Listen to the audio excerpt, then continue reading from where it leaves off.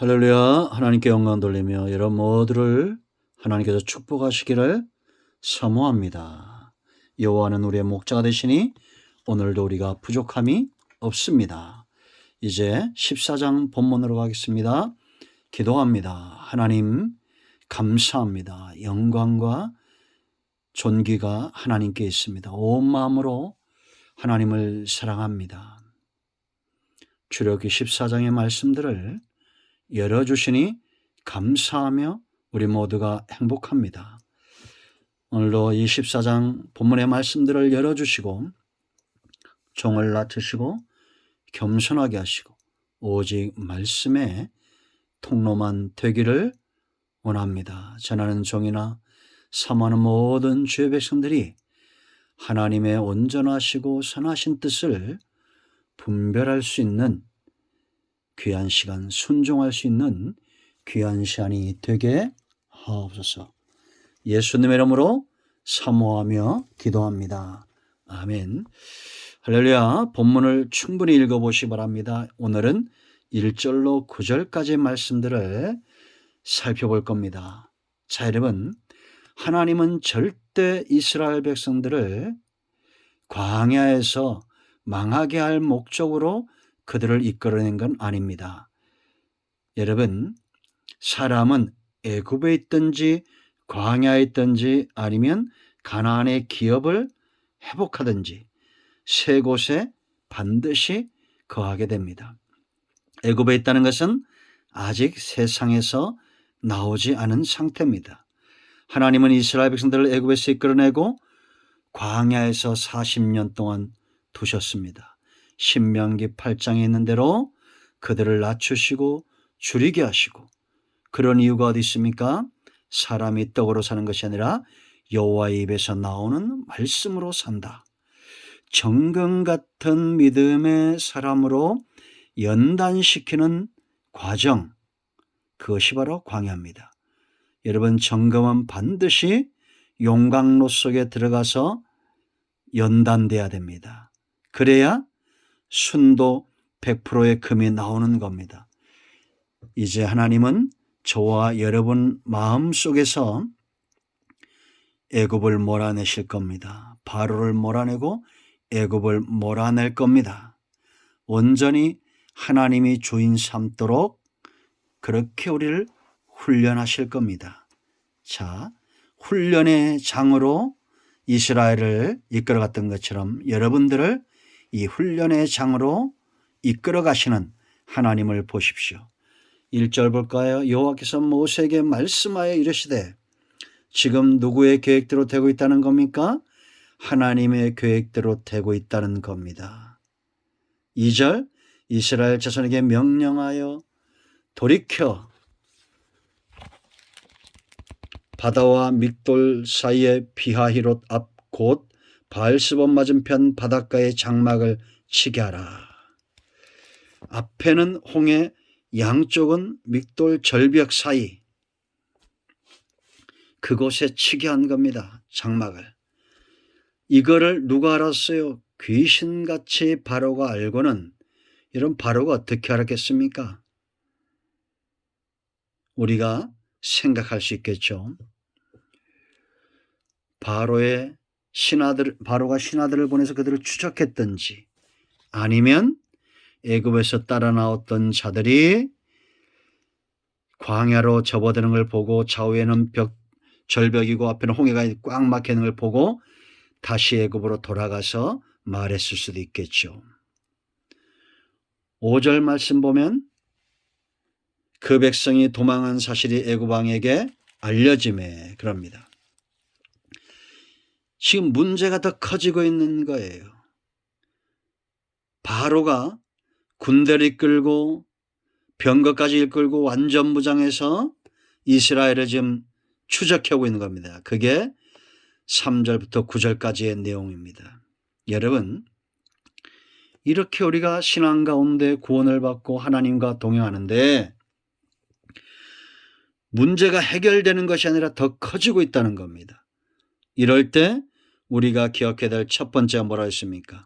하나님의 섭리, 인도, 절대 멈출 수 없다. 없다라는 겁니다. 여러분, 구원은 우리가 하나님께 속했다라는 거죠. 출애굽입니다. 이제는 예수님이 우리의 목자, 주권을 가진 하나님은 우리의 왕이 되시고 우리는 그의 백성이 된다라는 겁니다. 목자가 양을 잇겠습니까? 양이 없으면 목자가 아닙니다. 백성이 없으면 왕이 아닙니다. 아들이 없으면 아버지가 아닙니다. 성도의 가치입니다, 이것이. 우리가 하나님께 그만큼 존귀한 존재다라는 겁니다. 제가 좋아하는 구절 요한복음 15장 1절로 이런 8절을 보세요. 예수님은 참 포도나무고 하나님은 농부고 우리는 가지입니다. 이 관계 끊어질 수 있습니까? 절대 끊어질 수 없습니다. 그러면 우리가 하나님의 섭리와 인도 가운데 있다면, 하나님은 절대 이것을 포기하지 않는다면 우리는 어떻게 해야 됩니까? 이렇게 사방이 막힐 때도 우리가 이 환경을 바라보는 것이 아니라 사망의 음침한 골짜기에서도 우리를 인도하시는 그 주님을 바라보고 느껴야 됩니다. 환경을 먼저 보는 사람들이 있습니다. 지금 이스라엘이에요. 계속해서 환경을 봅니다. 15장에서 이제 14장에서 15장에서 마라의 쓴물에서 또 16장에서 광야에서 17장에서 아말렉이 쳐들어올 때 계속 환경을 봅니다. 그들의 시각을 바꾸어 놓는 것, 그것이 하나님의 일하심입니다. 그러므로 저와 여러분은 어린 양이 태어나면 목자를 바로 알아보지 못하죠. 어린아이들도 태어나면 낯가림도 합니다. 세월이 가면서 어떻습니까? 부모를 알아보고 목자를 알아보죠. 그러므로 1년 전, 3년 전보다 지금이 더 주님을 흠모하고 주의 음성을 더 분명히 알고 있는 사람, 구원받음이 분명한 사람입니다.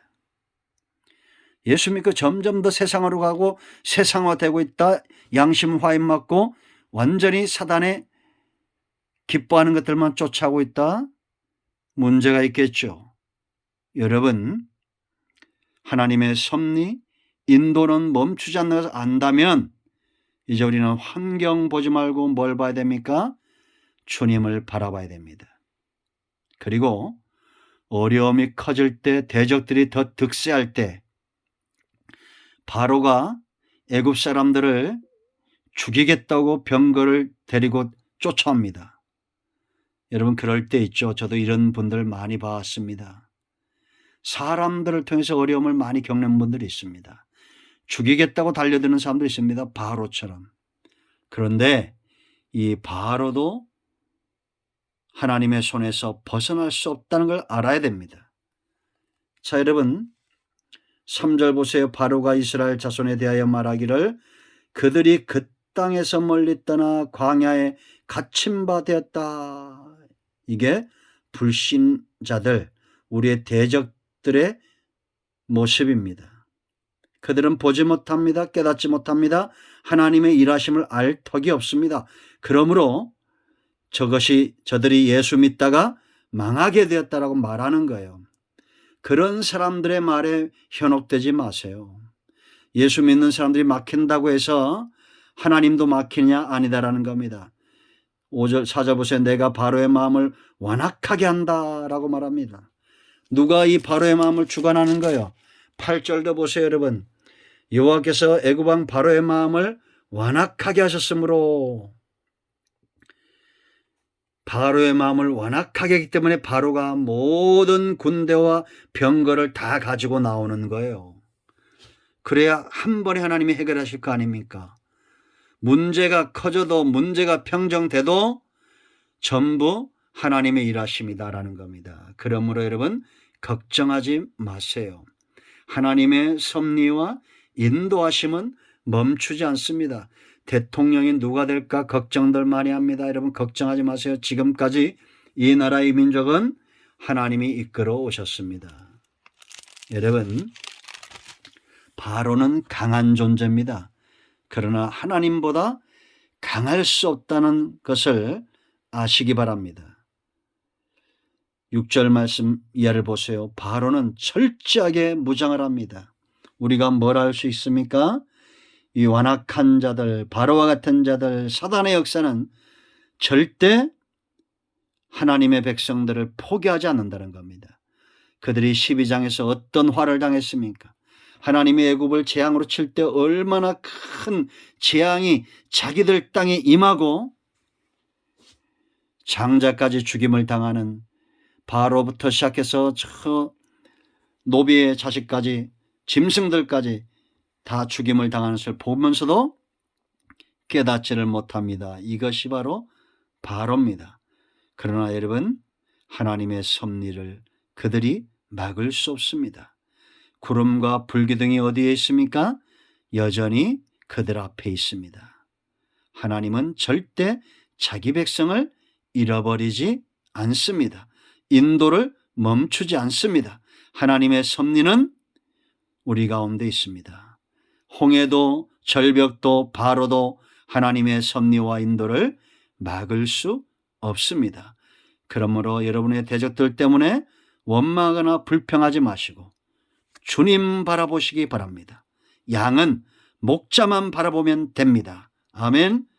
할렐루야. 하나님께 영광을 돌립니다. 예수 그리스도의 이름으로 기도하오니 이 말씀대로 되기를 원합니다. 우리 가운데 병든 자, 마음이 상한 자 치유하시고 회복시키시고 하나님의 손으로 어루만져 주시옵소서. 예수님의 이름으로 사모하며 축복하며 취하며 기도합니다. 아멘. 할렐루야. 응답되었습니다. 여러분 모두 축복합니다. 아멘.